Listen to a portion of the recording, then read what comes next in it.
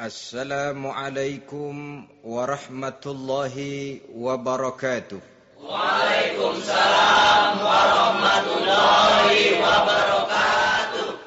Bismillahirrahmanirrahim. Alhamdulillahi rabbil alamin. Wassalatu wassalamu ala ashrafil anbiya'i wal mursalin. Sayyidina wa maulana Muhammadin wa ala alihi wa ashabihil mujahidin at-tahirin. Amma ba'du, subhanaka la ilma lana illa ma 'allamtana innaka antal alimul hakim. La haula wa la quwwata illa billahil aliyyil azim. Saudara-saudara kaum muslimin, terutama adik-adik para remaja dan pemuda yang saya cintai.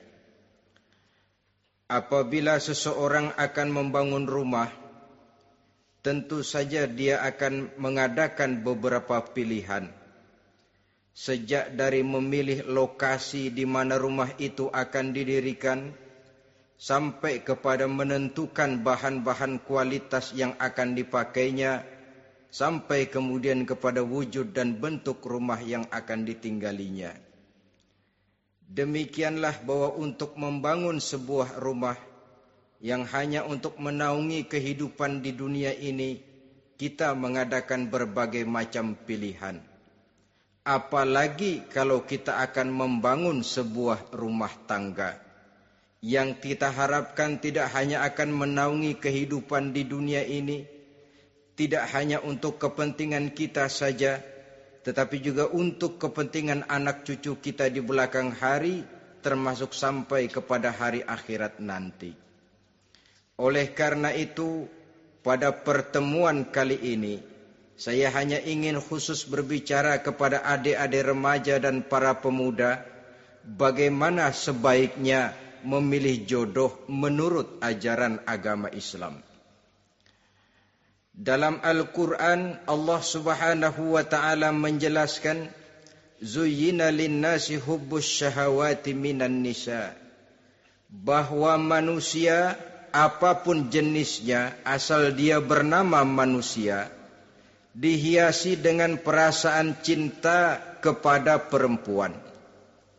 Jadi sejak dahulunya secara fitrah, laki-laki senang kepada perempuan, sebagaimana perempuan pun senang kepada laki-laki. Dihiasi rasa cinta ini dalam kehidupan manusia. Dan oleh karena adanya rasa cinta, berkembanglah segala macam persoalan. Sehingga seorang ahli cinta pernah berkata, cinta adalah 5 huruf yang membuat persoalan tidak akan pernah selesai. 5 huruf yang membuat persoalan tidak akan pernah selesai-selesai. Tetapi dalam kehidupan sehari-hari sering kita saksikan bahwa cinta ini bisa mendorong, memberikan motivasi yang baik, dan cinta ini pun bisa juga memberikan dorongan yang tidak baik. Oleh karenanya, apabila cinta itu ibarat setetes embun yang jatuh di bumi yang subur, akan tumbuhlah di atasnya aneka ragam bunga-bungaan yang harum semerbak, indah mewangi, sedap dipandang orang, menebarkan rasa aman, damai, sentosa, dan begitu selanjutnya. Tapi jika cinta itu jatuh di hati yang gersang dan tandus, tidak ada yang akan dapat tumbuh di sana selain sirih memanjat batu, kuning daunnya, lemah gagangnya. Maka cinta yang semacam itu tidak akan memberikan dorongan positif kepada seseorang di dalam kehidupannya. Maka lebih dahulu kita akan membicarakan cinta dalam artian yang positif ini, untuk nanti sampai kepada perempuan yang bagaimana yang harus kita cintai, atau laki-laki yang bagaimana yang harus dicintai oleh seorang perempuan. Saudara hadirin yang saya hormati, cinta dalam artian yang positif, pertama, dia selalu mendatangkan keindahan. Yang kedua, cinta itu memberikan energi atau semangat untuk berjuang. Dan yang ketiga, cinta itu selalu membawa resiko dalam bentuk pengorbanan. Maka cinta yang positif pertama melahirkan keindahan. Disinilah orang memerlukan filter atau saringan. Sebab keindahan yang didasarkan karena cinta itu merupakan satu keindahan yang relatif saja. Boleh jadi karena indah orang jadi cinta, boleh juga jadi karena cinta segala sesuatu terasa jadi indah. Namun bagaimanapun juga, kalau hati sudah diliputi oleh rasa cinta, segalanya akan terasa menjadi indah. Cinta itu adalah keindahan. Yang kedua, cinta itu energi, melahirkan dorongan dan semangat. Yang lemah bisa menjadi kuat, yang takut bisa menjadi berani, yang jauh jadi terasa dekat. Itu semua karena dorongan cinta. Dan dari energi ini lahirlah yang ketiga, bahwa cinta adalah pengorbanan. Sehingga orang berkata, berani bercinta artinya harus berani berkorban. Takut berkorban, jangan bercinta. Kalau cinta ini kita salurkan kepada nilai-nilai agama umpamanya, yang pertama, cinta mendatangkan keindahan. Kita cinta kepada agama, maka apapun yang diperintahkan oleh agama akan terasa menjadi indah. Solat akan terasa menjadi indah. Puasa terasa menjadi indah. Zakat terasa menjadi indah. Jihad pun akan terasa menjadi indah. Persis kalau kita cinta kepada seorang gadis. Jika kita cinta kepada seorang gadis, apanya saja akan kelihatan menjadi indah. Jalannya terasa indah, lenggang-lenggoknya terasa indah, suaranya merdu padahal cemprengnya bukan main. Seluruhnya akan mendatangkan keindahan karena dasarnya sudah cinta. Cinta membawa kepada keindahan.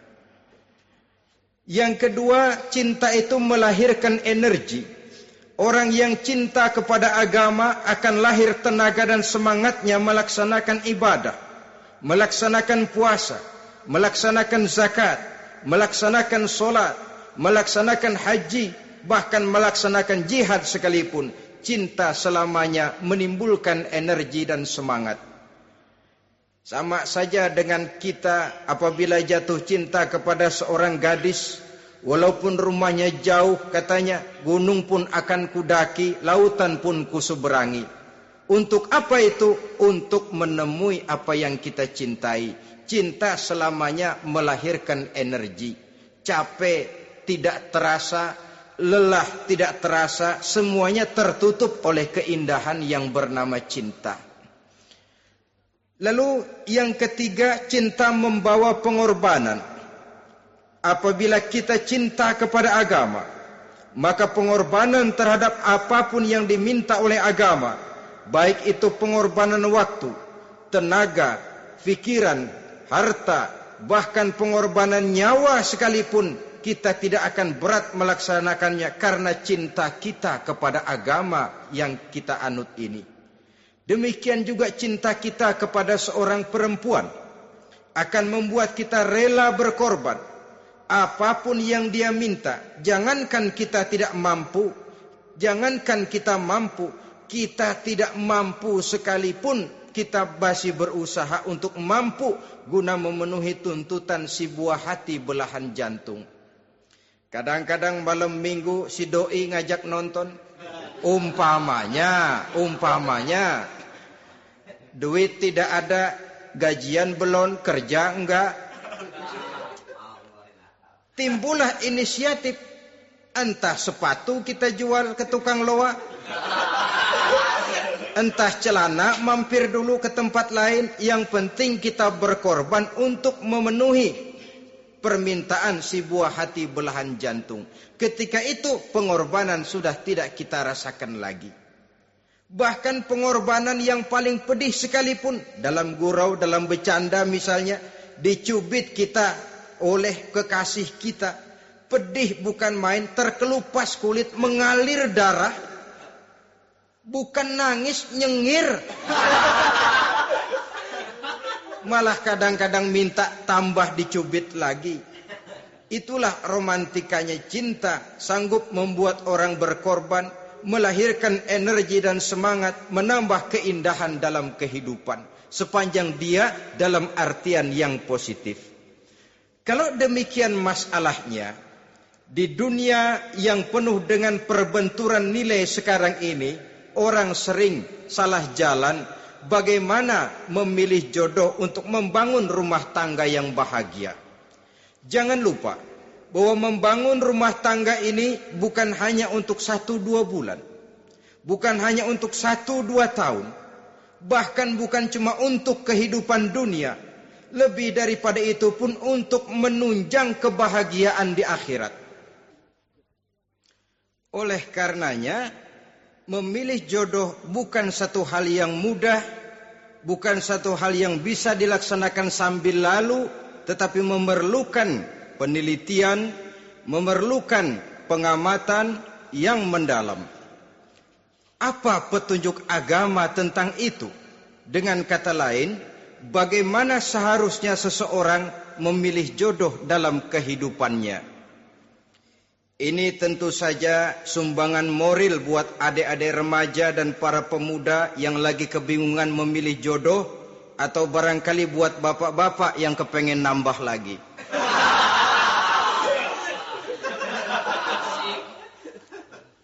Mohon maaf kepada ibu-ibu, saya tidak menganjurkan, cuma ngajarin. Yang pertama, menurut Nabi, nikahilah perempuan itu karena rupanya, karena hartanya, karena keturunannya, dan karena agamanya. Ada 4 motif utama di sini. Pertama, memilih jodoh, lihatlah rupanya. Lagian siapa yang kepengen dapat jodoh rupanya enggak karu-karuan? Cari rupa yang cantik, indah dan menawan. Namun jangan lupa, saya katakan di zaman di mana sering terjadi benturan nilai seperti sekarang ini, orang sulit untuk mendapatkan keaslian. Di mana teknologi sudah sedemikian canggih, di mana ilmu kedokteran sudah sedemikian maju, maka berbagai macam rupa bisa dibentuk dengan apa yang dinamakan operasi plastik misalnya.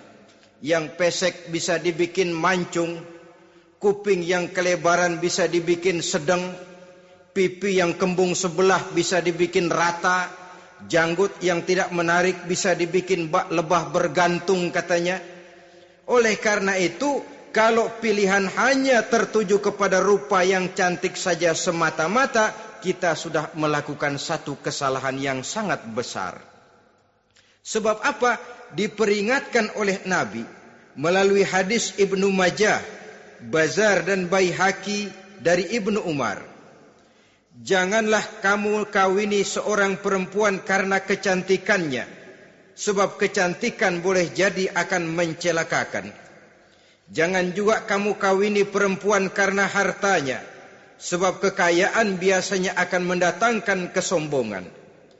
Tetapi kawinilah karena agama dan akhlaknya, karena itulah yang akan membawa kepada kebahagiaan. Saudara-saudara kaum muslimin, terutama adik-adik remaja dan para pemuda, dikala usia puber, apalagi mata baru terbuka, awal balik namanya, remaja sering kehilangan filter. Pokoknya asal ngelihat rupa yang sudah lemot, denok, geboy, pikiran pun hanyut, malam terkenang, siang terbayang, tidur tak nyenyak, makan tak enak katanya, selalu terbayang wajah si doi. Dikala itu orang kehilangan pertimbangan bahwa rupa yang cantik kadang-kadang sering menipu. Diriwayatkan oleh Imam Ibnu Abbas, satu hari ketika sedang kumpul dengan para sahabat, lewatlah orang dengan potongan potongan orang kaya. Kelihatan kan, orang kaya sama orang miskin jalannya aja lain kan. Jalannya saja, jangan gaya hidupnya, jalannya saja lain. Liwat dia.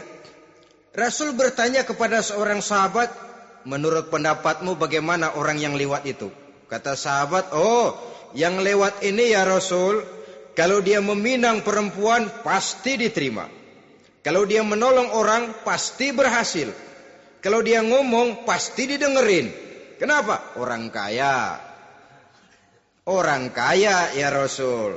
Kalau dia minang, perempuan mana yang kagak bisa menerima kalau dipinang oleh orang kaya? Biar mukanya udah belipet kayak dompet tanggung bulan. Kalau memang duitnya banyak, nggak kelihatan tuh muka yang belipet. Yang kelihatan duit.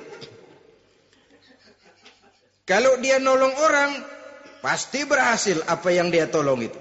Kalau dia ngomong, pasti didengerin orang. Walaupun omongannya biasa-biasa saja. Kenapa? Orang lihat penampilannya. Sudah, ketika orang itu lewat, beberapa lama kemudian lewat lagi seseorang yang kelihatannya miskin. Rasul tanya lagi, kalau orang ini, bagaimana pendapat kamu? Wah, potongan begini sih Rasul. Kalau dia minang, orang tolak.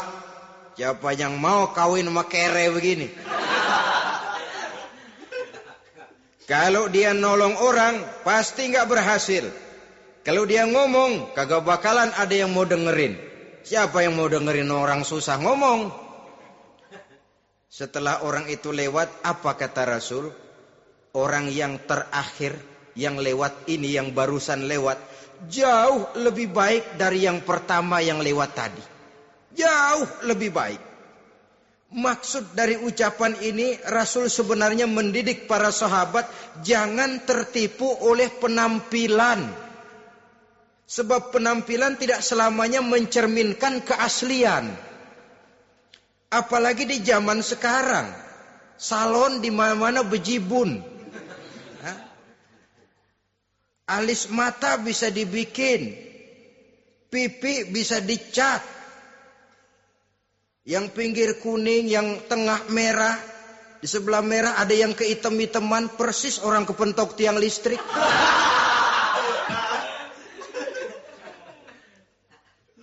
Kecantikan yang artifisial, kecantikan yang bukan alami. Karena itu silakan saja cari yang cantik, tapi jangan terpaku sampai di situ. Sebab kecantikan di samping dia mudah berubah oleh pergeseran masa dan pertukaran waktu, ternyata penampilan tidak selamanya mencerminkan keaslian.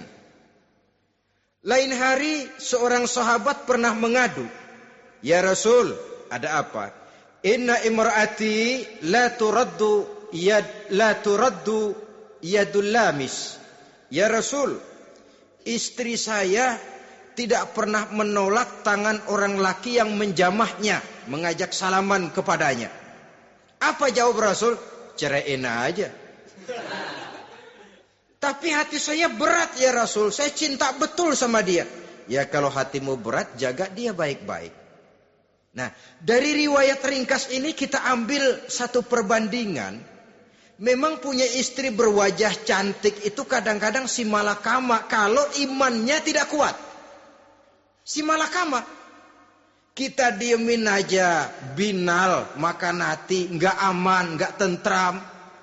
Jangan-jangan saya berangkat ke kantor, dia ngompreng.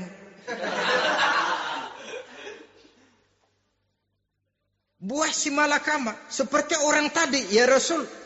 Istri saya kelihatannya, sebenarnya nggak negatif maksudnya ini. Cuma bersalaman, tapi terlalu ngobrol. La turaddu yadul lamis. Tidak pernah menolak orang yang ngajak salaman. Ya sekedar salaman. Tapi kan awalnya dari salaman. Kalau sudah salaman kan strum bisa ngederdet dari tangan situ. Kata Rasul sederhana saja. Ya kalau memang begitu ceraiin. Saya nggak kuat Rasul. Saya cinta betul sama dia. Kalau kau tak kuat berpisah dengan dia, jagalah dia baik-baik. Ajar, didik, tanamkan rasa keagamaan di dalam hatinya. Saudara-saudara kaum muslimin, jadi rupa yang cantik tanpa didasari oleh nilai-nilai agama akan membuat seorang suami di rumah tangganya seperti si malakama. Seperti berhadapan dengan buah si malakama kalau tidak diiringi dengan nilai-nilai moral yang luhur dan bekal agama yang tangguh. akan pergi jauh dari rumah rasanya tidak aman. Sedangkan di rumah saja siapa yang akan mencari nafkah? Dan begitu selanjutnya. Orang tadi jelas berhadapan dengan buah si malakama. Didiamkan, makan hati. Sebab, maaf, kalau seorang suami sudah tidak punya rasa cemburu terhadap istrinya, itu kan yang disebut dayus. Dan dayus itu, jangankan masuk surga, bau surga saja dia tidak dapat. Tapi cemburu dalam artian bukan cemburu buta, cemburu dalam artian yang wajar. Dia cemburu, akan dikerasi takut kalau istrinya minta cerai, sedangkan dia cintanya sudah kadung medok bener. Si malakama jadinya. Nah, ini juga satu riwayat yang memberikan gambaran kepada kita.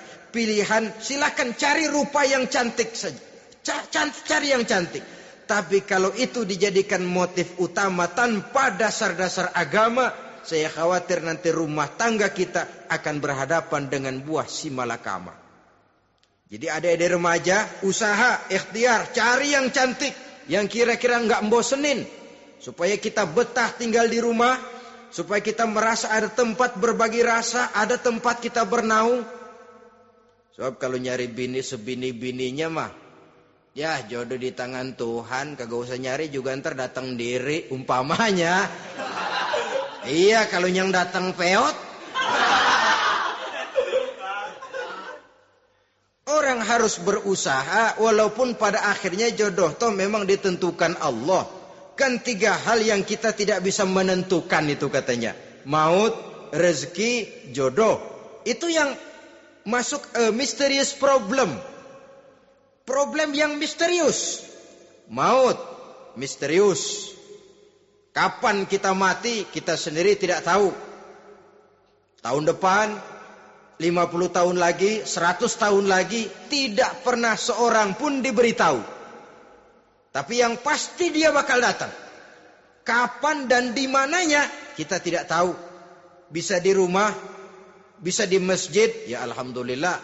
Bisa di majelis taklim, syukur. Bisa di medan perang membela agama, bagus. Pasti dia akan datang. Maut, mysterious problem. Sesuatu yang kita tidak tahu kapan datangnya. Rezeki, gitu juga. Sehingga orang sering bilang, rezeki katanya kayak bayangan. Kita uber-uber, dia lari. Kita diam, dia mah diam. Setengah mati kita uber-uber. Emang ukuran segitu, segitu aja. Begitu kita nggak ngapa-ngapain, datang yang bawain rezeki. Namanya rezeki itu mysterious problem. Kadang-kadang ngobek, sungsang, sumbul, udah segala tanah orang kita ukur-ukurin. Udah segala ngomong sudah nggak ada yang loh, tuh sudah buta. Tapi memang bayangan, kalau belum rezeki ya belum. Kadang-kadang nyari kode sampai tidur di kuburan. Belepotan tanah kuburan loh. Yang aneh lagi kadang-kadang orang gila ditanyain. Allahu Akbar, ini kode-kode zaman sekarang ini. Sampai orang waras nanyain orang gila itu gimana itu. Ini sudah efek yang betul-betul negatif. Sudah jelas orang gila kok ditanya. Apa kira-kira yang nanya nggak lebih gila dari yang gila itu?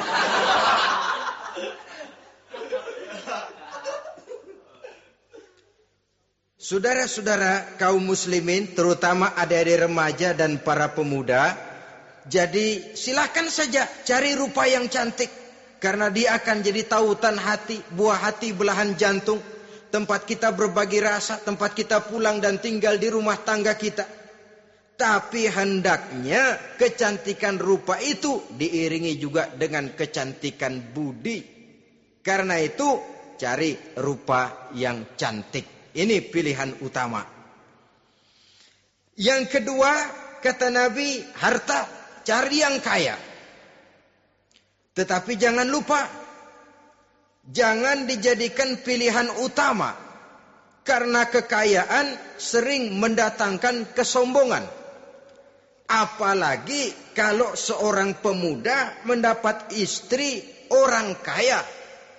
hidupnya dimodali oleh istrinya, maka biasanya wibawanya sebagai seorang suami akan hilang. Akhirnya komando di tangan istri. Dikala itulah suami tidak lebih daripada prajurit yang taat kepada komando istrinya. Padahal menurut konsep Quran, ar-rijalu qawwamuna 'alan nisa, laki-laki diciptakan sebagai pembimbing bagi perempuan. Kalau nanti suatu saat terjadi benturan, sedangkan modal diberikan oleh istri, terjadilah pengungkitan. Kata istrinya apa? Lu jangan bertingkah, lu kan kawin sama gue, modal lu kolor doang.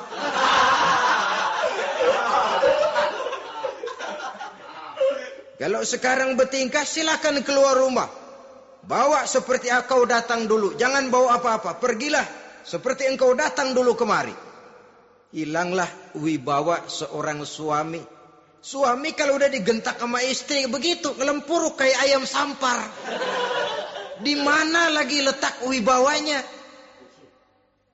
Harta sering mendatangkan kesombongan. Oleh karena itu, walaupun diperintahkan cari yang keturunan orang kaya, tapi maksudnya jangan dompleng. Sebab kepribadian seorang suami akan ditentukan oleh sifatnya sendiri. Keberadaannya ditentukan oleh karya dan perbuatannya sendiri. Itulah yang akan menampilkan kepribadian dia dalam kehidupan di masyarakat ini. Saudara-saudara kaum muslimin, terutama adik-adik remaja dan para pemuda. Kan kadang-kadang di zaman sekarang kan kelas-kelas gigolo, playboy ya, nyari tante-tante kesepian, mejeng-mejeng di pinggir-pinggir jalan dengan harapan apa? Ya barterlah. Tukar tambah. Nah, supaya dapat rokok, dibelikan pakaian, motor dan sebagainya. Tapi yang jelas hilang harga diri sebagai laki-laki. Dan itu yang paling mahal. Kalau seorang laki-laki sudah kehilangan harga diri, apalagi yang bisa dibanggakan dalam kehidupan ini? Apa artinya naik mobil kalau kepala tertunduk ke bawah? Apa artinya jalan di tengah masyarakat kalau kita tidak bisa menengadah dengan satu kebanggaan? Hilangnya harga diri merupakan kehancuran awal dari sebuah pribadi yang untuk jangka panjang kita tidak akan bisa lagi berbuat banyak. Tanpa harta orang memang sulit untuk bahagia.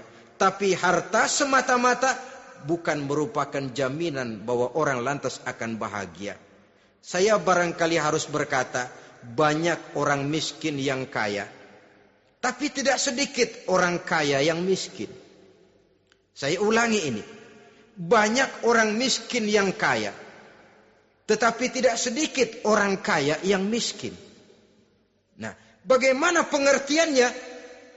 Orang miskin yang kaya, materinya sederhana, peralatan rumah tangganya sederhana, tapi hatinya kaya. Oleh karena hatinya kaya, jiwanya lapang. Sebaliknya, orang kaya yang miskin, di tengah kelimpahan materi yang berlimpah, segalanya serba ada, hatinya yang miskin. Kelimpahan materi tidak akan sanggup mengobati kemiskinan hatinya. Sehingga di tengah kehidupan yang serba ada, dia masih merasa kurang, maka dia tidak pernah cukup. Di tengah kemilauan dan gemerlapan serta glamornya rumah mewah, dia merasa hidup di tengah gurun pasir yang gersang dan tandus. Karena itu, biarlah miskin harta tapi kaya budi, daripada kaya harta tapi miskin budi. Lebih utama lagi, kaya harta, kaya budi. Itu idealnya. Dasar pilihan ketiga, sesudah rupa dan harta, menurut Nabi, keluarga. Faktor keturunan sangat menentukan. Pepatah mengatakan buah apel akan jatuh tidak terlalu jauh dari pohonnya. Biasanya kalau bapak kalong, anak kampret. Bapak nyolong, anak nyopet.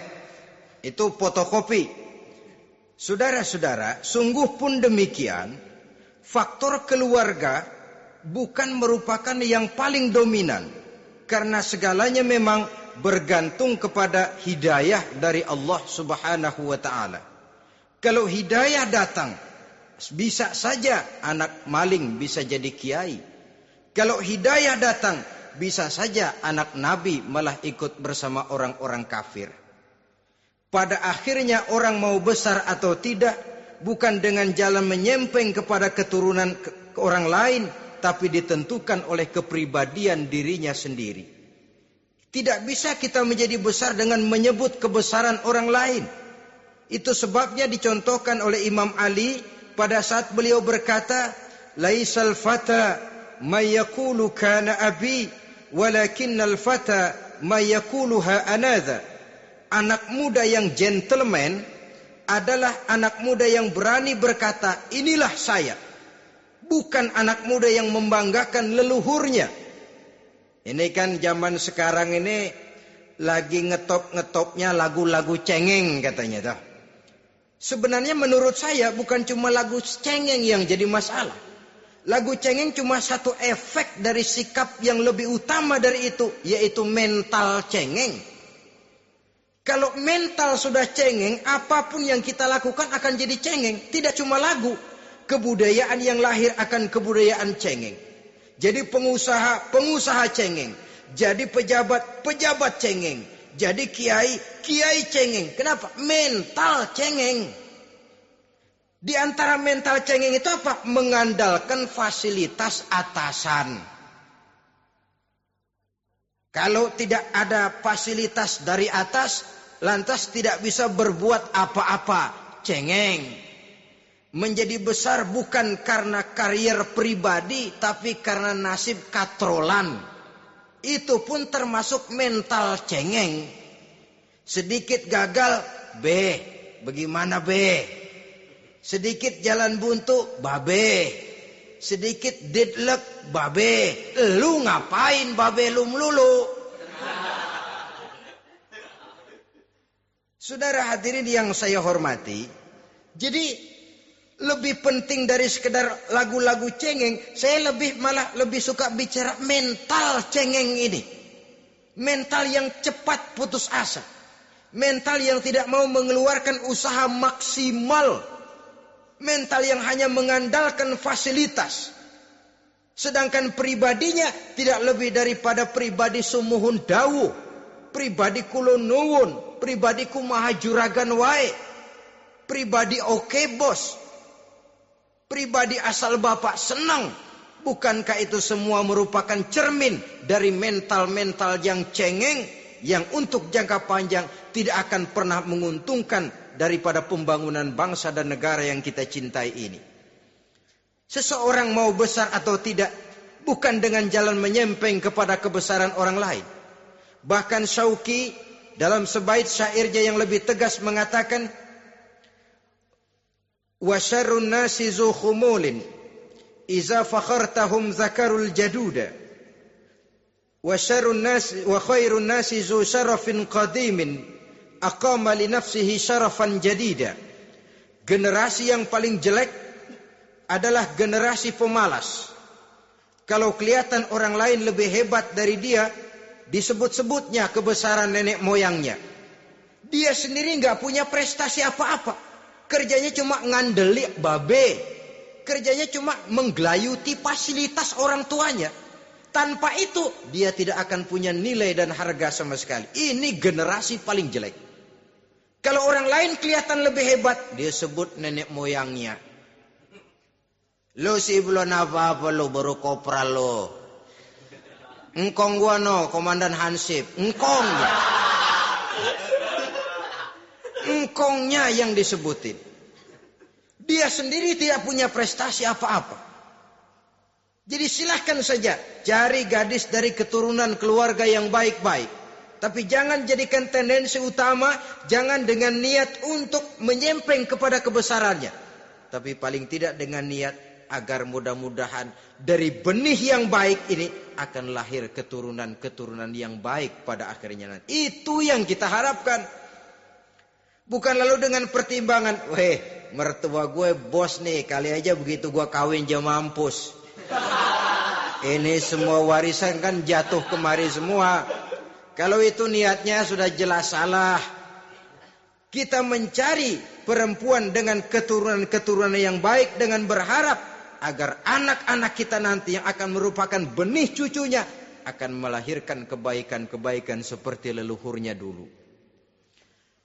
Saudara, pilihan yang keempat kata Nabi, agama. Ini yang paling inti. Kenapa? Agama itu motivasinya moral. Di sini segalanya ditentukan. Rupa yang baik, harta yang banyak, keluarga yang luhur. Kalau sudah dilandasi oleh agama yang rapuh, bahkan tidak beragama sama sekali, ketiga hal di atas tadi hanya akan mendatangkan malapetaka. Sekarang kan kita tertipu oleh penampilan. Padahal penampilan belum tentu kenyataan.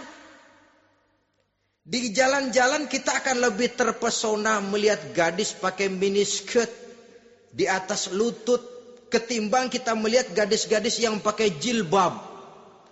Kalau sudah pakai jilbab keliwat, yang usil banyak banget, bau sorga nih. Bau sorga katanya. Tapi kalau sudah yang pakai miniskirt itu yang lewat, itu dari ujung ke ujung mata kagak mau kedip. Laler nemplok di mata kagak dirasain. Kita terpesona oleh penampilan zahir, padahal penampilan belum tentu memantulkan hal yang sebenarnya. Tapi memang itulah watak manusia. Watak manusia, saya katakan manusia tanpa kecuali. Tetapi bergantung kepada pemikiran jangka pendek atau jangka panjang. Kalau jangka panjang yang kita pikirkan, ya tentu kita tidak akan mudah terpesona oleh hal yang zahir. Sampai-sampai Quran sendiri mengatakan budak yang hitam legam tapi beriman itu lebih baik daripada orang-orang musyrik walaupun cantik, denok, lemot, geboy. Ada lagi nggak bahasa yang lebih dari itu? Cantik, denok, lemot, geboy, bahenol, nerkom. Tapi kafir masih lebih baik budak yang hitam legam sekalipun. Kalau dia beriman. Kenapa? Rumah tangga untuk jangka panjang. So itu Islam tidak membolehkan kawin campuran dengan lain agama. Walaupun ada ayat yang mengatakan boleh kawin dengan ahlul kitab. Tapi sebagian mufassir menjelaskan bolehnya kawin dengan ahlul kitab itu dalam kondisi darurat. Dalam kondisi normal tidak bisa. Kenapa? Kalau sudah berlainan agama, akan terjadi kerancuan rumah tangga untuk jangka panjang. Bagaimana membina dalam keharmonisan di rumah tangga? Bagaimana nasib anak-anak nanti? Kadang-kadang ada keluarga, kami sih keluarga modern. Anak-anak kami berikan kebebasan untuk milih agama apa saja. Bapaknya Islam, istrinya Kristen, anaknya ada yang Hindu, Buddha. Bagus nih, keluarga pecel namanya. Bagaimana keluarga modern bisa seperti itu? Padahal seorang suami bertanggung jawab di hadapan Allah. Dia akan ditanya tentang istrinya. Dia akan dimintakan pertanggungan jawab tentang anak-anaknya. Kalau istri kita berlainan agama, mungkin terjadi pengkaplingan. Pokoknya kalau anak perempuan ikut ibu, anak laki ikut bapak. Administrasi dunia bisa begitu. Tapi akhirat, pertanggungan jawab di hadapan Allah. Bisakah kita? Sorry aja Tuhan emang janjinya begini. Saudara hadirin yang saya hormati, oleh karena itu budak legam hitam kalau beriman masih lebih baik daripada orang-orang yang tidak beriman walaupun cantik dan mempesona. Kenapa? Ini faktor agama. Ya buat 1-2 bulan bisa terwujud rumah tangga yang tentram. 2-3 tahun mungkin masih bisa bertahan, tapi sampai kapan? Sampai kapan itu akan terwujud? Pada akhirnya akan muncullah dilema yang akan sulit buat diatasi. Oleh karenanya motif agama dijadikan stres oleh Nabi. Fasfar bizatiddin taribat yadak. Pilih agama sebagai titik sentral, sebagai pilihan utama. Kalau agamanya kuat, walaupun rupanya sederhana, tapi karena nilai agamanya kuat, dia bisa menyenangkan hati suaminya. Dia bersolek untuk kepentingan suaminya. Dia taat kepada suaminya. Harta, dia anak orang kaya untuk membantu perjuangan suaminya. Tapi kalau tidak ada modal agama, rupa yang cantik bisa menyengsarakan suami. Apalagi kalau suami kere. Istrinya sudah cantik, kaya ataupun tidak kaya kadang-kadang. Udah, suaminya suruh ngempu di rumah, bininya yang kerja. Ya kalau kerja mendingan kalau dikerjain itu.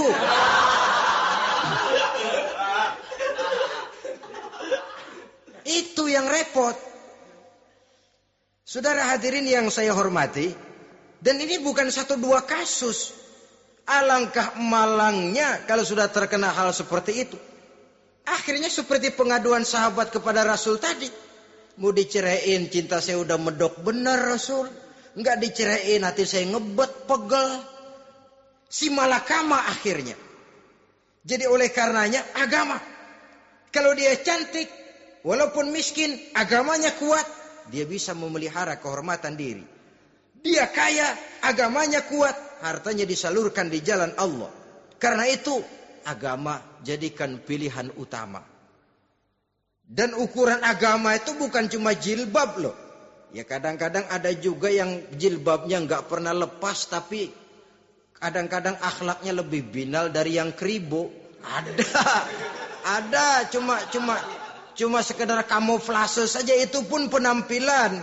Sekedar penampilan saja. Cuma dari segi aurat ya memang lebih baik dan lebih utama. Dan saya kira lebih mengundang penasaran toh.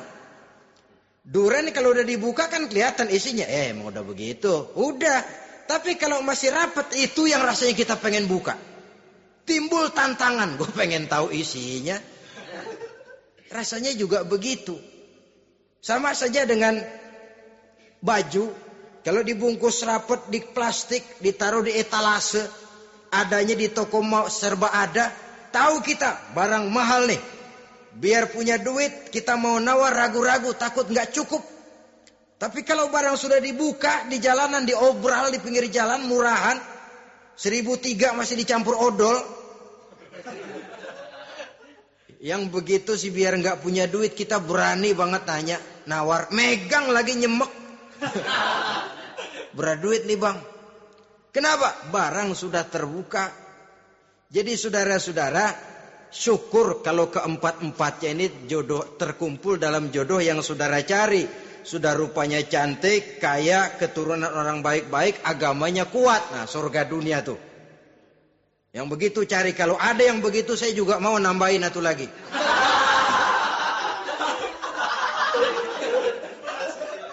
Tapi yang kumpul keempat-empatnya ini terus terang saja langka. Makhluk langka ini. Kadang-kadang cantik, kaya, keluarganya hebat, agamanya nol, akhlaknya kayak setan. Tapi yang paling celaka kalau empat-empatnya kagak ada. Rupanya jelek, melarat, bapaknya biang maling, kagak beragama lagi. Apanya yang mau dipilih? Mampus saja mendingan. Sudah nggak ada pilihan sama sekali tuh. Sudah nggak ada pilihan sama sekali. Saudara hadirin yang saya hormati, terutama adik-adik remaja. Nah, lalu apa motivasi agama dalam pembinaan ini apa? Agama ini kan memberikan contoh bahwa perempuan yang baik itu, yang kita ingin jadikan dia sebagai ideal dalam pencarian jodoh, tandanya 3. Iza ra'aitaha saratka, kata Nabi. Kalau dipandang, dia bisa menggembirakan kamu. Kan ini yang penting buat seorang suami. Kalau saudara nanti jadi suami, punya istri yang jadi partner setia mendampingi suaminya. Kalau dilihat nggak bosenin. Kenapa? Dia berdandan untuk nyenangin hati suaminya. Nggak bosenin. Kan kadang-kadang ada bini kalau kita pulang demek aja fotonya.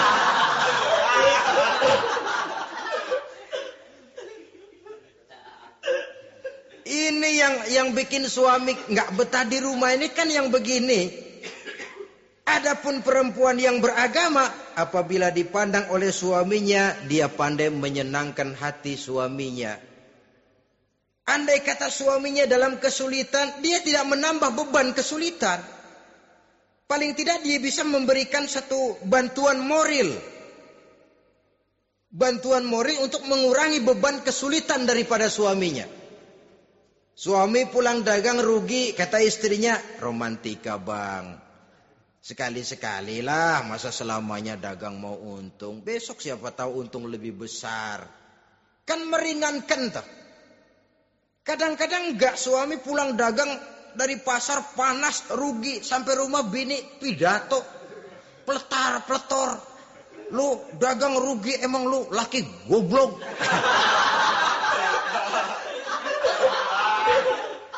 Sudahlah di pasar rugi, di rumah digoblok-goblokin. Ini nanti kena penyakit broken home yang begini ini. Padahal kesuksesan di kantor, kesuksesan di pasar, kesuksesan di medan tugas selalu dimulai dari kesuksesan dan ketenangan dari rumah tangga. Dia berhias untuk kepentingan suaminya, tidak terlalu berlebihan, dan suaminya pun pandai menghargai istrinya dengan kata-kata yang menimbulkan gairah dan semangat. Melihat istrinya bersorak, kamu makin cantik saja. Jangan juga kadang-kadang suami ketus. Ngelihat pulang kantor, lihat suaminya, istrinya dandan rapi. Tumben lu mau bekasin apa? Mau bekasin katanya. Artinya apa ini? Pandai mengembirakan, bisa tenggang rasa. Bisa berbagi rasa. Sehingga suami merasa ada tempat dia bertukar pikiran. Ada tempat dia membicarakan persoalan. Dialog dalam kehidupan berumah tangga itu sangat diperlukan. Iza ra'aitaha sarratka, kalau dipandang dia sanggup mengembirakan kamu. Dikasih uang 500 senyum, 5.000 pun ketawa. Menggembirakan. Dia bisa taruh kata hatinya kesel, tapi mulutnya senyum.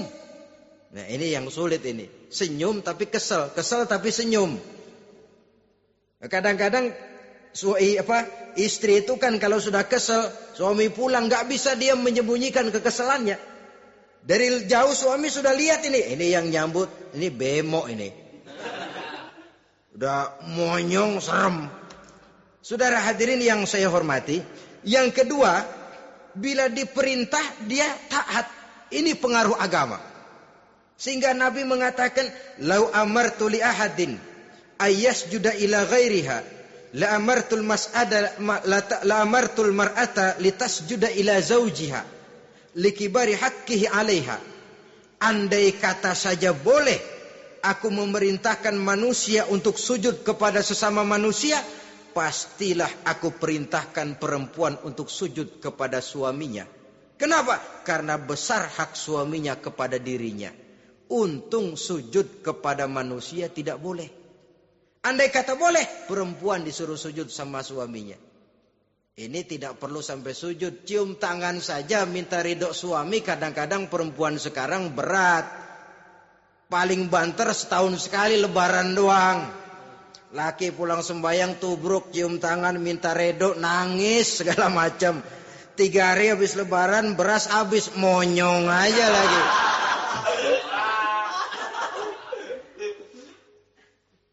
Saudara hadirin yang saya hormati, yang ketiga, akibat pengaruh agama, dia sanggup memelihara kehormatan diri dan sanggup menjaga harta suaminya. Memelihara kehormatan diri baik pada saat suaminya di rumah atau pada saat suaminya tidak ada di rumah. Satu riwayat, seorang sahabat akan pergi perang jihad di fi sabilillah. Ketika mau berangkat dia bilang kepada istrinya, saya mau berangkat perang. Kalau saya belum pulang kamu jangan keluar rumah. Baik bang. Pergi istrinya. Pergi suaminya jihad. 1 minggu, 2 minggu berlalu belum juga pulang. Satu hari datang utusan dari rumah orang tua si istri ini. Assalamualaikum bu. Waalaikumsalam. Ada apa? Ada berita kurang enak bu. Orang tua ibu sakit parah. Mohon tolong ditengokin. Apa kata si istri? Maaf saja, suami saya belum pulang dari medan perang. Saya belum dapat izin keluar rumah kalau dia belum pulang. Tolong sampaikan maaf saya kepada orang tuanya. Pulanglah utusan tadi. Besok balik lagi. Bu, ada apa? Udah Senin Kemis. Napasnya sudah sampai tenggorokan. Tolong tengokin buat terakhir kalinya bu. Suami saya belum pulang. Dia pesan kalau dia belum pulang saya jangan keluar rumah. Saya nggak bisa tengokin orang tua saya. Salam maaf saja. Pulang utusan itu. Besok balik lagi. Bagaimana? Sudah meninggal bu. Mau dikubur. Tengokinlah buat terakhir kalinya. Suami saya belum pulang. Saya belum berani keluar rumah kalau suami saya belum pulang. Itu janji saya sama suami saya. Pulanglah utusan ini ngadu kepada Rasulullah sallallahu alaihi wasallam. Ya Rasul, ini perempuan kelewatan benar. Dari orang tuanya sakit sampai sekarat, sampai mati, sampai dikuburin dia enggak nengokin. Memangnya kenapa? Suaminya katanya pergi jihad. Dan suaminya tidak mengizinkan dia keluar rumah. Kalau si suami belum pulang. Apa jawab Rasul? Marahkah beliau? Tidak, beliau senyum. Apa katanya? Dosa orang tua yang meninggal ini telah diampuni oleh Allah karena dia punya anak perempuan yang begitu taat kepada suaminya. Allahu Akbar. Dosa orang tua yang sudah meninggal itu diampuni oleh Allah karena dia punya anak perempuan yang begitu taat kepada suaminya. Ketaatannya kepada suaminya menyebabkan dosa orang tuanya diampuni oleh Allah Subhanahu wa taala. Suami pergi jihad, orang tua sakit keras, tidak berani dia keluar rumah. Itu tandanya bisa menjaga kehormatan diri. Kalaupun satu saat suaminya manggil, bu, tolong ambilin uang di dompet. Dompetnya dibawa, bang, ambil saja sendirilah, nanti salah ambil lagi saya. Kadang-kadang enggak, suaminya pergi mandi, dompet berantakan. Saudara hadirin yang saya hormati, ini motivasi agama. Jadi kecantikan zahir yang diimbangi dengan kecantikan batin oleh karena pengaruh agama tadi. Kalau sudah kemari, orang tidak perlu mikir-mikir operasi plastik, bikin yang pesek jadi mancung supaya orang tertarik, bikin belakang yang kurus jadi menarik. Tidak. Orang tidak perlu lagi pakai susuk-susukan, dipasang di bibir supaya kalau senyum orang gempor, supaya kalau ngomong orang percaya, dipakai di kuping supaya macam-macam. Tidak perlu lagi pakai jompa-jampe, pelet-peletan supaya kalau diludahin orang ngikut. Enggak perlu lagi. Kenapa? Cinta itu nature, sesuatu yang alamiah, yang tidak bisa dipaksakan. Dia kudrati, karunia dari Allah. Tidak bisa cinta dipaksakan. Kalaupun bisa, dengan ilmu pelet, oh saudara bisa membuat orang jatuh cinta. Ya 2-3 hari, 4-50 hari. Kesananya, apa yang akan terjadi? Kelanggengan tidak akan pernah terwujudkan. Kenapa? Keterpaksaan yang akan timbul. Dalam kondisi semacam itu, rumah tangga tidak akan mengalami ketenangan dan ketentraman. Jadi biarkan cinta berjalan secara alamiah, karena dia memang alamiah. Saudara-saudara, nah sekarang kalau sudah ketemu nih, yang 4 tadi, rupa cantik, keturunan boleh, kaya lumayan, agama kuat. Apa yang harus kita cari? Apa yang harus kita lakukan? Apa pakai pepatah anak sekarang? Aku lihat, aku pikat, aku dapat, aku sikat, aku minggat. Bangsat.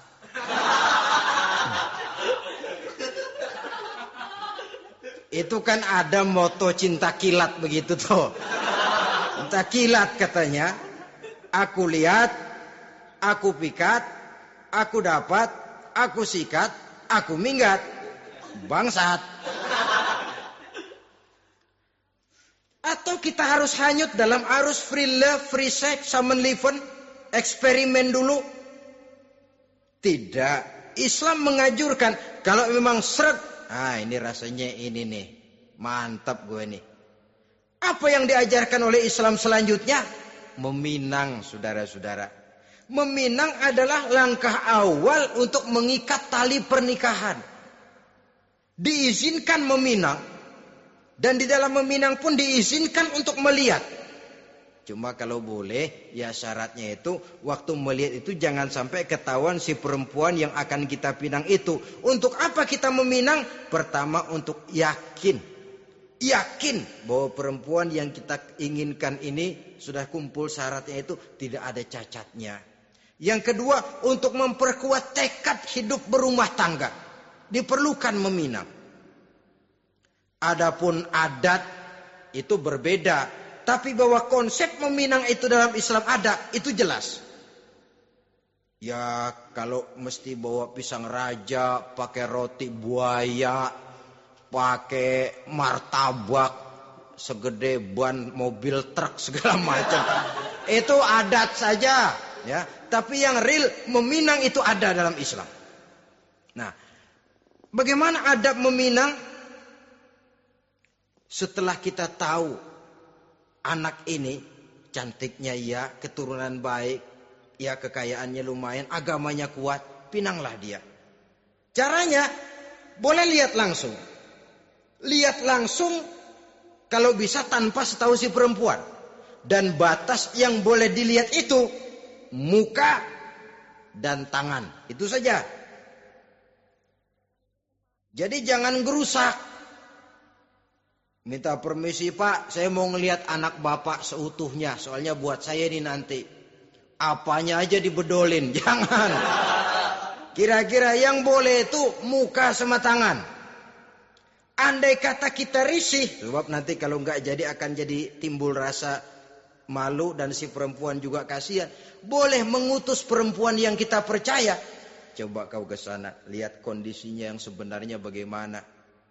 Kalau ngelihat dari jauh sih utuh, siapa tahu nanti tangannya kurang sebelah. Coba lihat sana. Saudara-saudara, kemudian boleh juga ditanyakan kepada orang tuanya. Dan dalam hal ini orang tua si gadis tidak boleh menyembunyikan aib atau cacat yang dimiliki oleh anaknya. Dia harus menceritakan apa adanya. Sampai pun kekurangan anaknya yang paling kecil sekalipun. Sebab apa? Jangan sampai istilah pepatah beli kucing dalam karung. Kedengeran suaranya doang meong-meong, begitu dibuka tuh kucing gempor sebelah kakinya nggak ada. Kan tentu kita tidak kepengen kecewa di belakang hari. Itulah perlunya meminang sebagai jembatan untuk menuju kepada pernikahan. Nah, dengan demikian kalau sudah usaha meminang ini dilaksanakan, jangan merasa sudah setengah resmi. Ini yang kadang-kadang jadi penyakit. Malah sesudah meminang harus masing-masing lebih menjaga diri, menjaga kehormatan, menjaga pergaulan. Kenapa? Agar saat memasuki jenjang pernikahan nanti merupakan jenjang yang sangat ditunggu-tunggu. Ada rasa keinginan tahu. Kalau tidak, ya udah biasa, nggak giroh lagi ngadepin perkawinan. Kenapa? Kemarin-kemarin gue udah cobain. Hilang gairah lagi. Sebab itu kalau sudah meminang, jangan merasa sudah setengah halal. Udah minang ini Kadang-kadang orang tua juga konyol. Sudah dipinang, diumbar. Lu bawa kemana kayaknya lu udah pinang. Padahal meminang itu cuma langkah awal. Sedangkan selanjutnya harus lebih berusaha menjaga kehormatan diri. Sampai pada saat nanti pelaksanaan pernikahan. Nah, saudara-saudara, terutama adik-adik remaja dan para pemuda, walaupun agak sekilas memang karena terbatasnya waktu pada pertemuan ini, mudah-mudahan bisa memberikan gambaran yang sepintas tentang bagaimana sebaiknya kita memilih jodoh di dalam membina rumah tangga yang bahagia. Semoga ada manfaatnya. Terima kasih atas segala perhatian. Mohon maaf atas segala kekurangan. Usikum wa nafsi bitaqwallah. Wassalamualaikum warahmatullahi wabarakatuh.